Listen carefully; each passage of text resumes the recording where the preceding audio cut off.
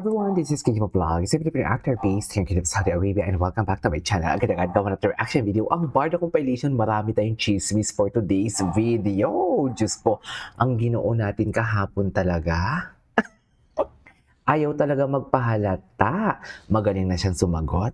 Gumagaling na si Ginoo for today's video. Pero teka lang, may ipapakita ako sa inyo.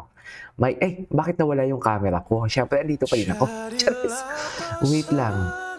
May papakita ako sa inyo for today's video. Gusto ko lang ipakita sa inyo to bago tayo magsimula. Kasi ano to, Ginoo? Wait, hindi ito. David Licao ko. Ano na naman to, Ginoo? Ano na naman yung drama mo, Ginoo? Tingnan nyo to. Tingnan nyo to. Ano yan? Ano na naman to? Bakit may mga paganito na naman? Bakit dami ulit tumatawag ng Fidel sa akin now? Atake. Charis. Bakit dami ulit tumatawag ng Fidel sa akin now for today's video? Bakit nga ba? At bakit nga ba pinost mo pa yan, Ginoo? Grabe, controlling naman pala. Controlling. Alvin yan. Charis, asawa ni Icy. Sex bomb Icy. Charis. Diba? Bakit may pagalaw na naman ng basa si Ginoo? Bakit may ganito? O, tinan mo, ay hala, GMA, dinggi na ang sigaw ng bayan. Oo nga naman, hintay-hintay lang tayo, mami. Maghintay-hintay lang tayo for today's video. At hello, I love the POV, ah. I love the POV. Alam na alam talaga ni Ginoo ang Happy New Year, everyone. Ski Manny Pacquiao pa. Alam na alam talaga ni Ginoo ang kahinaan ko for today's video. Wala na. Sige. Panoorin na lang natin yan. Charis, ayoko na mag-reaction video. Ayoko na magbigay ng mga analysis ko and mga chismis. Okay na yan. Busog na yung mata ko dyan. Tapos na. Charis, tapos na ang laban for today's video. Pero diba, mapapaisip ka na lang talaga, no? Bakit kaya pinusto ni Ginoo? Diba, tingnan natin yung mga comments. Diba, ibalik na po ang MK. Ma'am, feeling ko ibabalik din naman talaga nila. Feeling ko din naman talaga. Siyempre, ibabalik nila yan. Pero nga lang kasi, ang hirap kasi talaga, pinag-iisipan pa yan nila yung script or baka nga ginagawa na nila ang script na hindi natin alam for today's video, di ba? Baka ginagawa na nila yung script kasi kakaiba ang script nito kasi si Fidel kasi wala naman talaga sa No Limit Tangere, di ba? Na what do you call this na character. Pero ang importante talaga, bakit dami ulit tumatawag na Fidel sa akin now? Di ba? Ay, ang layo-layo naman ng never say die sa Fidel, di ba? Action star si Fidel. Classy, romantiko sa Maria Clara Ibarra. Bakit nga ba? Sa palagay niyo, bakit nga ba? Paki-comment. Siyempre, punta na tayo sa TikTok. Makikichismis na tayo dun sa TikTok. Pero tapusin na lang natin dito ang sa Facebook. Total, andito na din naman talaga tayo sa Facebook for today's video. Pero yun lang yung thoughts and opinions ko. Bakit nga ba ulit mo tayo sa video? Di ba, unti-unti, Diyos ko, ginagalaw nila ang baso. Ang Sparkle, gumalaw ng baso ng February 14. Feeling ko ang McDo gumalaw din eh. 'Di ba? Kasi si Clay spotted sa McDo. Kanina nakita natin, pumunta siya ng McDo, manok. Tapos si David Licao po nag-drive-thru siya ata last time ng McDo. And I really don't know kung kahapon yon, pero hindi ako sure. Pero panoorin muna natin to, kala. Alam mo, Ginoo, tama ang ginawa mo, nagsando ka talaga. Tama ang ginawa mo, sa Rockwell siya, oh. Tama yung Ginoo, nagsando ka talaga. Hala, I love the POV. Can you just imagine? Bakit ganun? Bakit ganun? Bakit iba yung nasa utak ko for today's video? Iba yung pumapasok sa isip ko. Ibang-iba ang pumapasok sa isip ko. Kayo din ba? Hala, kay binibiging Clay lahat yan. Wala na. Doon tayo nang never say die. Yung kahapon niya talaga na interview, hindi ko kinaya. Ay, si Rahel. Rice. Nagbenta ko bigas. Bilang na kayo Benta? sa Shopee lang. Ay, Sa Sa Shopee. Har Rice. Yes, sir. Thank you. Oh, binibenta niyo? Basmati rice. basmati rice. Check Yan nyo, yung guys. rice namin dito. Pag kumakain kami ng mga kabsa, Arabic food, basmati rice, oh my God, pump na pump si Ginoo. Anyways, punta tayo kay Barbie Fortesa. Kung ano yung mga atake ni Barbie Fortesa for today's video. Dito muna tayo sa Facebook. Total na umpisa na din naman talaga natin yung Facebook. So dito na talaga tayo. February 16, I'll forever be a lawless girl. lola niya pala. Diyos ko, sana may mga clips tayo ditong makita yung about sa kahapon niya na interview. Ay, tingnan nga natin to.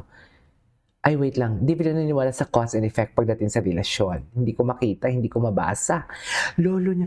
Ngayon ko lang naman, kilala ko din naman na si Jaime Licao ko ang lolo niya. Pero hindi ko talaga lubos maisip na paranormal, father of paranormal sa Philippines yung lolo niya. Hindi ko talaga Speak Chinese? Ay, Yeah. A bit. Yeah, a bit. Pero lumaki ka na nagdiriwang, nagsiselebrate kayo kailangan kapwa pag Chinese New mo ba Year. ang Yes, ito papangasawa boy, ni David Licao? O hindi.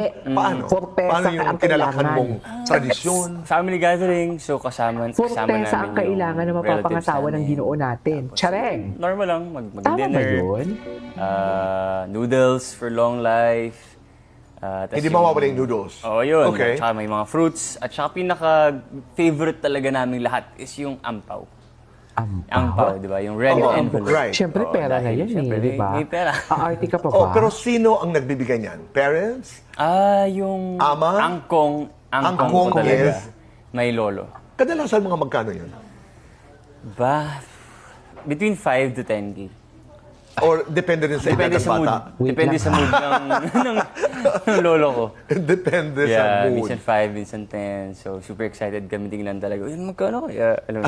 Hanggang ngayon, Yan, kitin lang. kahit malalaki na kayo, I kahit think- kumikita na kayo, Yeah, I think yung last ko na Galing. receive was 10K. Tsaka gusto niya talaga makatrabaho ulit sa binibigyan. Naniniwala ka sa swerte? Do you believe in luck? Siguro, it's more Ako of like, din hindi ako I try to naniniwala. create my own Naniniwala luck. din naman ako. Pero syempre Okay. kailangan talaga Yeah. ng trabaho Siguro yan in a eh, sense, diba? yes, if Pagtrabahuan you mo are talaga yan. Kaya nga good, diba? if you're good to people, Kaya nga sinasabi ko nga, di ba? Katulad hindi lang swerte. Katulad yung marami nagkiklaim na sumikat to si David dahil kay Barbie. Sumikat to si Barbie dahil kay David. Hindi dahil. Kundi they work hard together. Di ba? You know what I mean? Nagtrabaho talaga sila. We should give credit where credit is due. At ang credits na yun is para sa mga sarili nila. Hindi dahil kay Barbie, hindi dahil kay David. Dahil sa kanilang dalawa. Hindi lang one-sided. Kaya nagugulat ako, marami nagsasabi talaga na sumikat lang naman si David yan dahil kay Barbie. No. Hindi. Kilala na din naman talaga si David. Kilala na din naman talaga si Barbie. It's just that, yung ano lang talaga nila, yung tandem talaga nila, yun talaga yung kumita. Yun talaga yung tipong nagkaano sila, kumita ang kanilang tandem, tinangkilik because kay Fidel and kay Clay, hindi dahil kay Barbie and David. You know what I mean? if you're nice to everybody, Pero ano I feel kinalaman like doon yung sa good swerte? energy Parang parehas babalik lang din naman sa'yo. yun. Karma. They work hard. And Ang punto vice dito, versa, they kung meron work ka naman, hard kung di ka sa ganun mga kabait, pangalan nila. baka magbabawas na yung blessings mo, di ba? Pero for me, I believe in hard work, discipline. So ikaw, nagpa-practice ka ng mga traditional na mga bagay, pero Okay. you are a man of your own. Ika nga, halimbawa, pag sinasabi mo, I still believe in hard work. Yeah. I believe in being kind and being good. Yeah. Oo. Naniniwala ako sa manifesting. Do you also manifest your private life? I mean, this is a serious question. Na para bagang, I want to marry somebody who is. I want to meet a girl who is aligned to my values. Halimbawa. Yeah, of course. Yes, ito boy. Ginagawa mo rin yun. Kasi another word for that is really prayer. Yeah, yeah. Yes. Nagdadasal ka, di ba? Yeah, I do. I do naman. Uh-huh. Pero again, medyo naniniwala kasi ako sa cause and effect. Cause and effect In the theory. context of what? Relationships? Yeah, for example, okay. kung maayos kang, let's say, boyfriend, magiging maayos din yung girlfriend mo. Something like that, di ba? If, for example, Ay, bakit naman ready girlfriend? na ako Napasok magkaroon agad ng ang girlfriend, Totoo ba? maayos ko, inayos ko muna yung sarili ko, then yung makukuha akong girl is magiging maayos din. It seems like you're not very traditional. You're the modern Filipino-Chinese yeah, modern. young man. Yeah. Okay?